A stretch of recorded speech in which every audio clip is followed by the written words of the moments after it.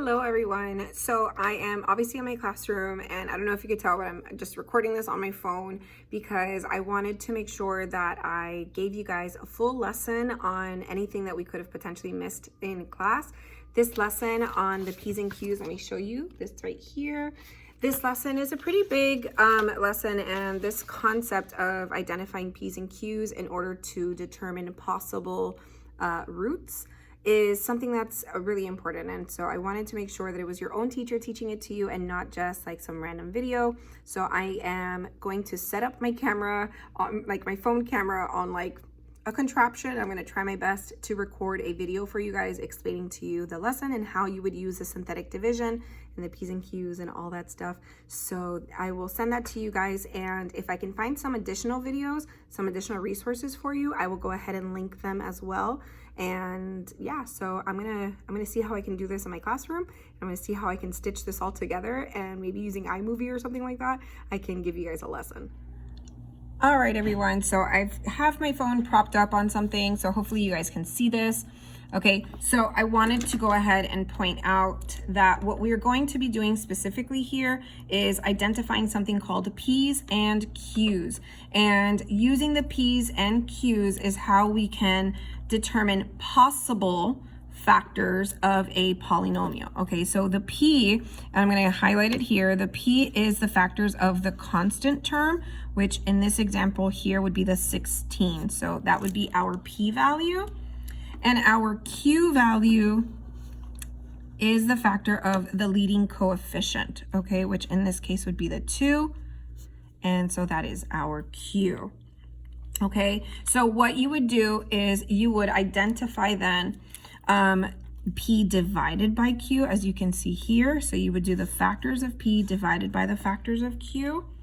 And factors are numbers that obviously multiply up to that number. So 16 has all of these factors here from positive 1 all the way through 16. So we have positive or negative 1, plus or minus 2, plus or minus 4, 8, and 16. Those are all different factors of 16. Okay, so then you would do the factors of P all divided by the factors of the Q.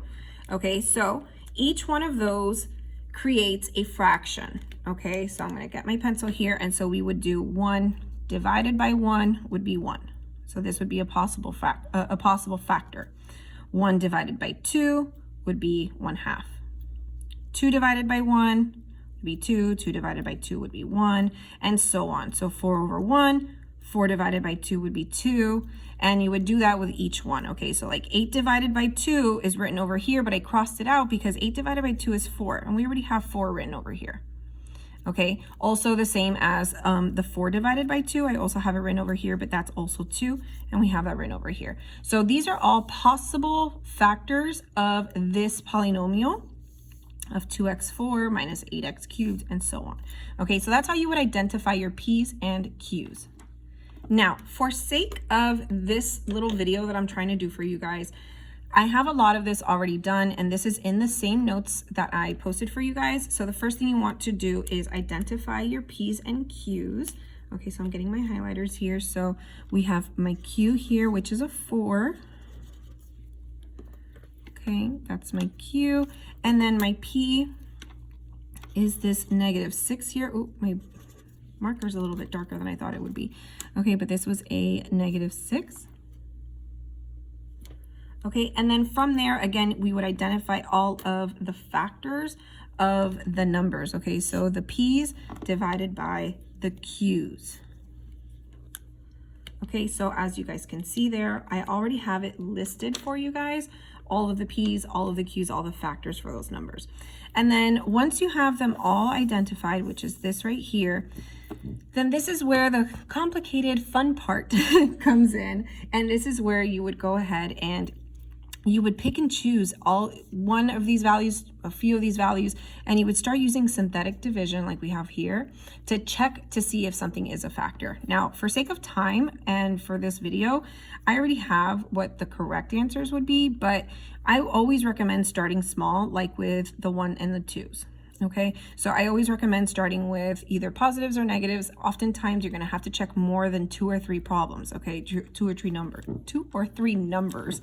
Okay, so if you plugged in a 1, and I will show you what you would do.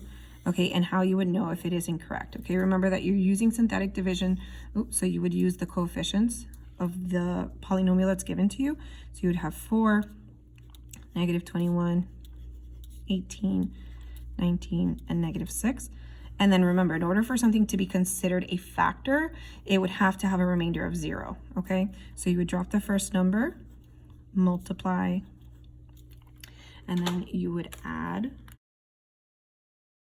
But this doesn't work because you have a remainder that's 14, okay? So x minus 1, because if I'm testing out a 1, that means that x was 0. Or sorry, x is equal to 1. When you make it equal to 0, by bringing that 1 over, then you would get that x minus 1. Okay, but x minus 1 is not a factor. Okay, so that's how you would start your checking process. Okay, so once you see that something is going to give you a remainder that's not 0, then you would just go in and check another number. So we know that it's not going to be a positive 1. Okay, so you can go in and check negative 1, but I can already tell you that the 2 is what's going to work. Okay, so we're going to test the positive 2, which is x minus 2. Okay, we're going to check for that one. Drop the first number, and then multiply outside with outside.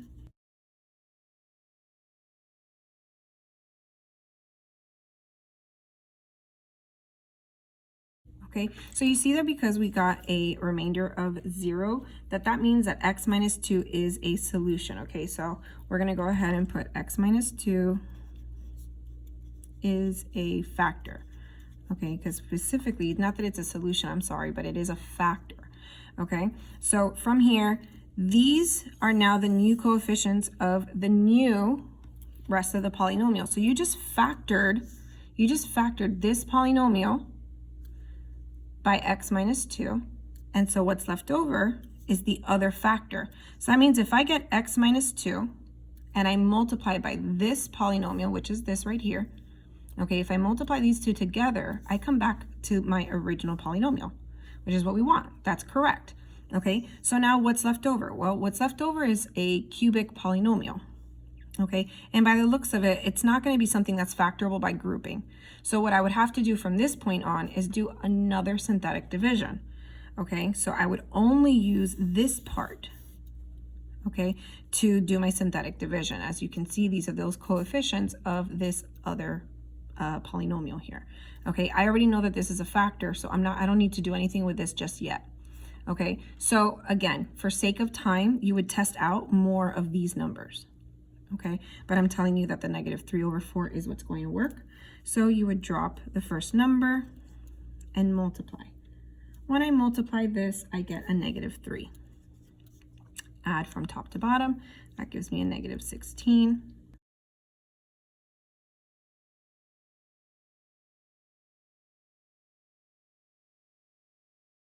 So that means that negative 3/4 is also a factor, right?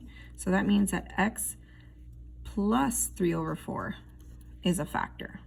How do I know that x plus 3/4 is a factor? Because if x is equal to 3/4, a negative 3/4, if I bring this over, I would have to add that 3/4, right? 3/4, I'd have to add it, okay? And that's how it would make it equal to 0. So that's how I know that this is a factor, okay? So I have my x minus 2. I have my x plus 3/4. So I have that factor, I have that factor, and then what's left over, okay? This is what's left over. Okay, so from here, this is quadratic. Okay, this is a quadratic function now. So you can go ahead and use quadratic formula, or if it's something that's factorable, then you can just factor it. This one in particular is not factorable, so you can go straight into using quadratic formula from here. What the textbook did is that they went ahead and they took out the GCF of 4 because each of these is divisible by 4. Okay, so they took out that GCF here, and then what was left over, they used quadratic formula. Okay, and that's how they got these numbers here, okay, which is just using the quadratic formula. So what are the roots of this polynomial? Well, we had x minus 2 was a factor. We had x plus 3/4 as a factor. We get this when we use the quadratic formula, right? So we have 2 plus or minus the square root of 3. So if I make each of these equal to 0, then I know that I have x is 2 and I have x is negative 3 over 4, which is just the numbers here that we had divided by. Okay, so my roots are positive 2, the negative 3 over 4, and then I can write this individually as 2 plus square root 3 and 2 minus square root 3. Or I could technically write it as 2 plus or minus square root 3 if you wanted to. Okay, so that's how you can use the P's and Q's as well as synthetic division in order to factor. Now, are you going to have to do this every single time? Not every single time. Sometimes things are factorable, but this is an option. Okay, so here we have another example. Okay, and I wanted to show you how we can do the P's and Q's again in order to solve using the P's and Q's and the synthetic division. Okay, so the first thing that I noticed, first of all, is the fact that this does have a GCF. Each of these terms is divisible by 2. Okay, so I'm going to divide everything by 2 so that I can begin my factoring process. Okay, so this would leave me with an x cubed minus 21x plus 20. Okay, and then to go ahead and start my factoring process, okay, I have my P and then I have my Q. My Q, remember, is the coefficient of the leading, or sorry, the leading coefficient of the beginning term. Okay, so that would be a 1. So I have P's divided by Q's. So I have 20 and 1, right? But remember, we have to find all of the factors of these numbers. So factors of 20 include 1, 2, we have 4 and 5. We also have 10 and 20. Okay, so remember that it's always plus or minus for all of those factors. And then the factors of 1 are just simply positive or negative 1. Okay, so I'm going to use these combinations. Now, thankfully, I don't have any fractions here because everything is going to be divided by 1. So I'm going to first start off with just trying out positive 1. So I'm going to start off by positive 1, which is technically an x minus 1. Okay, and we're going to test that out. We're going to see if it works. Okay, so I start off with my polynomial coefficients, right? So I start off with a 1. That's for x cubed, but notice there's no x squared, right? So I need a placeholder for my x squared. So I'm going to put a 0, and then I have my negative 21, my positive 20. My little box for my remainder. Drop the first term.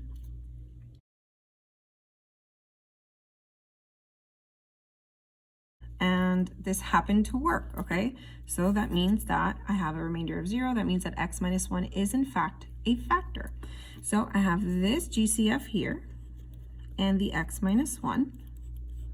And now this is what I'm left with. It's going to be the next factor, which would start off with a square and then an x term and then my constant.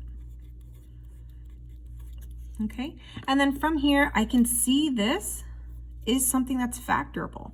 I know that this breaks down to x plus 5 and x minus 4, right? Because positive 5 times negative 4 gives me the negative 20. Positive 5 plus negative 4 gives me a positive 1. So I know that that's how it breaks down to. So I know that this polynomial factors down to these values. Okay, so what are my roots? Okay, well, anything that has an x, I make it equal to 0.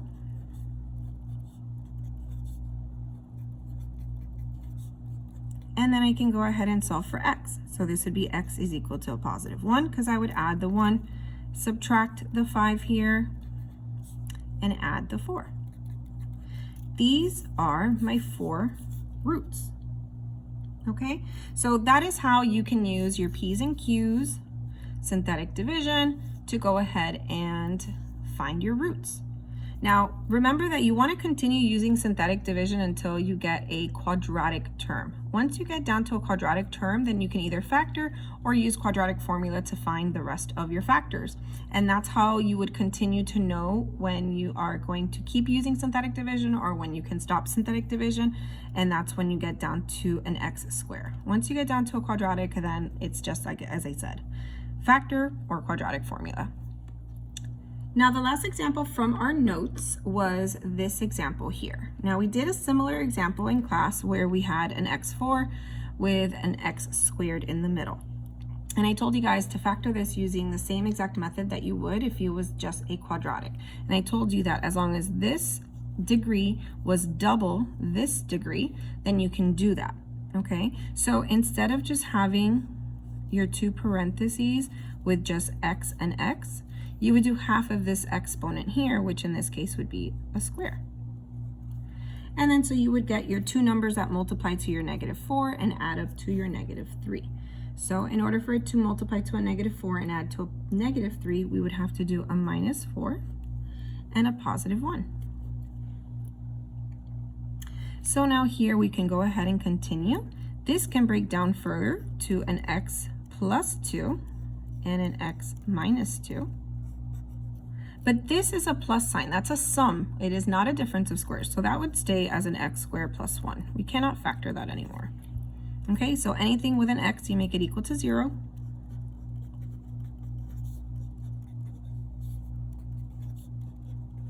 And then you can go ahead and start solving. Okay, so subtract the 2, add the 2, subtract the 1.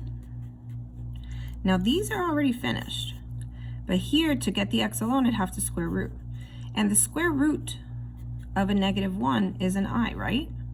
So that means that this is not a real number, okay? And what we're being asked to solve for is to find the real roots. So the only solution here would be 2 and -2. Okay, guys? So that's everything, and hopefully that made sense.